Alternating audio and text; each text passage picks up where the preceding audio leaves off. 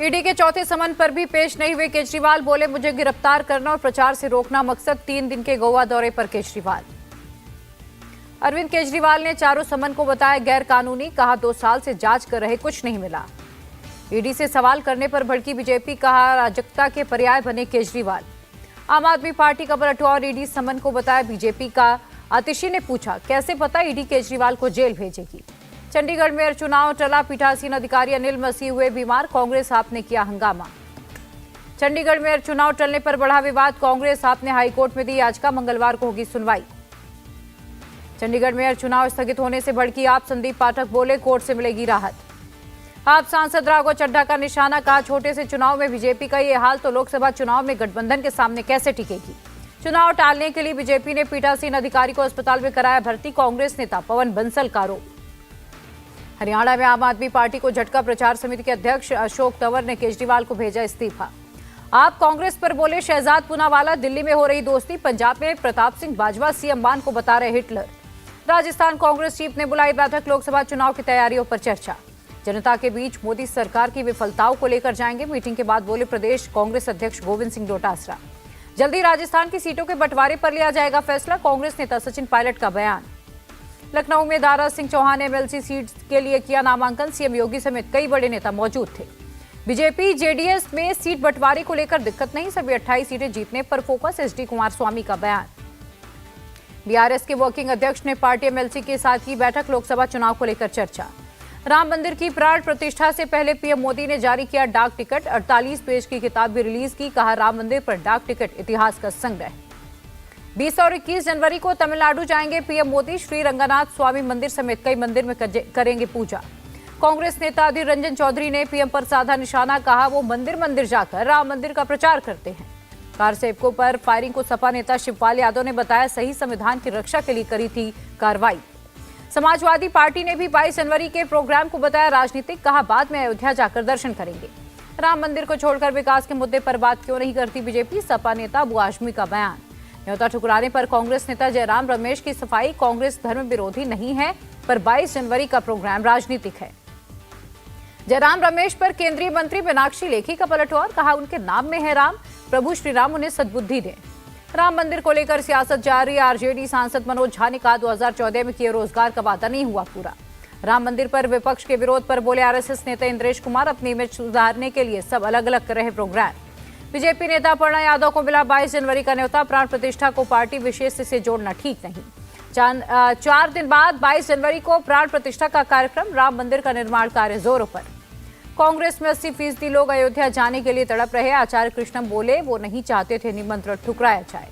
22 जनवरी के लिए यूपी सरकार का आदेश, प्राण प्रतिष्ठा समारोह के दिन मांस और शराब की बिक्री नहीं होगी।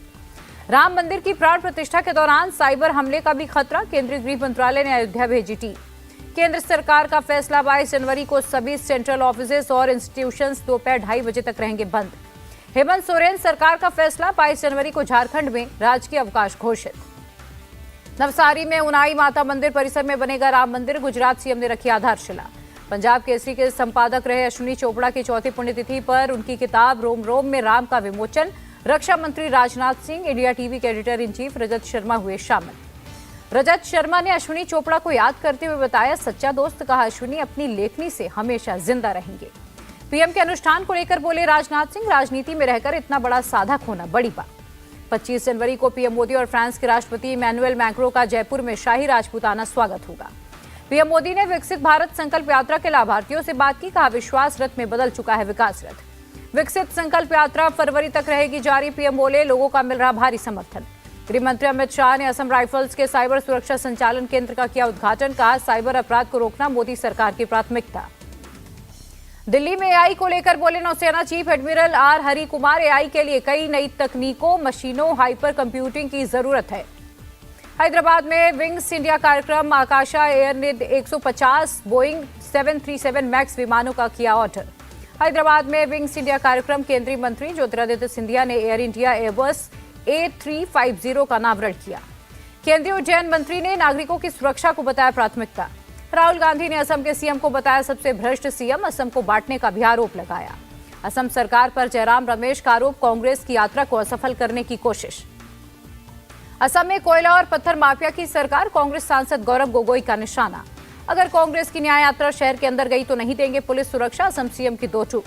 सीएम हिमंता बोले, कांग्रेसियों की रैलियों में नहीं शामिल हुई मुस्लिम महिलाएं, विकास की वजह से मुस्लिम पुरुष भी नहीं होंगे शामिल। सीएम हिमंता के पुलिस सुरक्षा न देने के बयान पर भड़की कांग्रेस, प्रदेश अध्यक्ष भूपेन बोरा बोले, जनता खुद करेगी हमारी सुरक्षा। धरने पर बैठी पूर्व यूथ कांग्रेस लीडर अंकिता दत्ता राहुल गांधी से न्याय की गुहार लगाई। श्रीनिवास वीवी पर अंकिता ने उत्पीड़न का आरोप लगाया। डॉक्टर रवि कोटा बने असम के मुख्य सचिव, अब तक असम सरकार के गृह और राजनीतिक एडिशनल चीफ सेक्रेटरी पद पर थे तैनात। अदन की खाड़ी में फिर ड्रोन अटैक, आईएनएस विशाखापत्तनम ने दिया जवाब, जहाज को सुरक्षित निकाला गया। लाल सागर में बड़ी आतंकी गतिविधियों पर भारत ने जताई चिंता, कहा हमारे आर्थिक हित प्रभावित होते हैं। मालदीव्स के साथ विवाद पर विदेश मंत्रालय का बयान, विवाद के समाधान के लिए अगली बैठक भारत में होगी। महाराष्ट्र सरकार से कांग्रेस नेता पृथ्वीराज चौहान का सवाल, वर्ल्ड इकोनॉमिक फोरम में करार हुए कितने प्रोजेक्ट्स अब तक चालू हुए। डब्ल्यूईएफ में बोले केंद्रीय मंत्री हरदीप पुरी, ग्रीन एनर्जी के उत्पादन में भारत को लागत का लाभ है। दावोस डब्ल्यूईएफ में कर्नाटक सरकार ने 7 कंपनियों से की डील, 22,000 करोड़ के एमओयू किए साइन। यूपी के गन्ना किसानों को योगी सरकार का तोहफा, गन्ना का मूल्य 20 रुपए प्रति क्विंटल बढ़ाया गया। महाराष्ट्र कांग्रेस की पटोले को अजीत पवार का जवाब, कहा पीएम मोदी की उम्र जब 80 के पार होगी तो उनसे भी रिटायरमेंट के बारे में पूछेंगे। बंगाल के नॉर्थ 24 परगना में ईडी की रेड, टीचर्स भर्ती घोटाले में प्रसन्ना रॉय से जुड़े कई ठिकानों पर छापेमारी। टीएमसी की निष्कासित सांसद महुआ मोइत्रा पहुंची हाईकोर्ट, घर खाली करने के नोटिस के खिलाफ दी याचिका। बिल्किस बानो केस के 11 में से 3 दोषियों ने सरेंडर का वक्त बढ़ाने की मांग की, सुप्रीम कोर्ट ने लिस्टेड की याचिका। राजस्थान हाईकोर्ट में आसाराम के समर्थकों की गुंडागर्दी, पैरवी करने दिल्ली से आए वकीलों को पीटा गया। संसद की सुरक्षा में चूक का मामला, पटियाला हाउस कोर्ट ने आरोपी नीलम आजाद की जमानत याचिका खारिज की। गुजरात के वडोदरा में हरली झील में नाव पलटी, 14 की मौत, शव बरामद। 11 बच्चों और 2 टीचर को बचाया गया। हादसे के वक्त नाव में सवार थे 23 छात्र और 4 टीचर्स। राजस्थान सरकार की पहली कैबिनेट बैठक में फैसला, कांग्रेस सरकार के 6 महीने के कामकाज की होगी समीक्षा। राजस्थान सरकार मीशा बंदियों की पेंशन फिर से बहाल करेगी, संगठित अपराध पर अपराधियों की संपत्ति जब्त होगी। बिहार दौरे पर गए एमपी के सीएम मोहन यादव का निशाना, अच्छे नेताओं की कमी की वजह से राज्य की तरक्की रुकी। दिल्ली के पशुपतिनाथ मंदिर में बीजेपी चीफ जेपी नड्डा मंदिर परिसर में पोछा लगाते नजर आए। लखनऊ में बीजेपी नेता मोहसिन रजा स्वच्छता अभियान में हुए शामिल, हनुमान मंदिर में की साफ सफाई। गोवा के सीएम ने वॉल पेंटिंग अभियान में हिस्सा लिया, दीवार पर पार्टी सिंबल बनाकर लिखा, एक बार फिर से मोदी सरकार। हैदराबाद में बीजेपी सांसद बंदी संजय कुमार ने की वॉल पेंटिंग, दीवार पर पार्टी का सिंबल कमल का फूल बनाया। मयूरभंज में रिहायशी इलाके में घुसा जंगली हाथी, पकड़ने में जुटी वन विभाग की टीम। नौशेरा में एलओसी के पास माइनिंग ब्लास्ट, आर्मी का एक जवान शहीद, 3 घायल, पेट्रोलिंग के दौरान हादसा हुआ। दिल्ली एनसीआर में प्रदूषण से राहत, ग्रैब 3 की पाबंदियों को हटाया गया। पटना में कार्यपालक पदाधिकारी पर हमले का मामला, डिप्टी सीएम तेजस्वी यादव ने कहा सख्त कार्रवाई के दिए आदेश।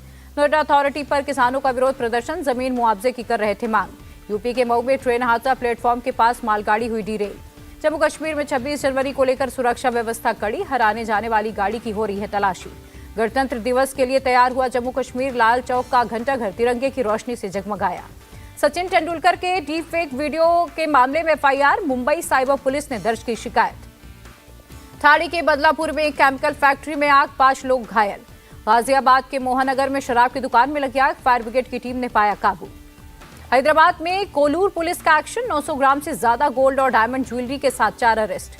उन्नाव में पटाखों से भरे ट्रक में लगी आग, 3 घंटे तक सड़क पर होती रही आतिशबाजी।